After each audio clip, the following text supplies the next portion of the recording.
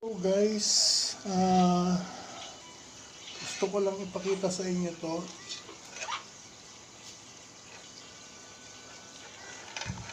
Meron na po tayong first buried female. And yes po, buried na siya. Here. Buried na po siya, kaya hindi niya binubuksan yan. Dahil buried na talaga siya. And I'm so happy this is my first buried female. And yes po, ihiwalay ko na po siya bukas. Sa ngayon wala pa akong pagdadal. Pero bukas, I'll make sure meron na po. Yes! Silipin natin kung mapapasilip niya.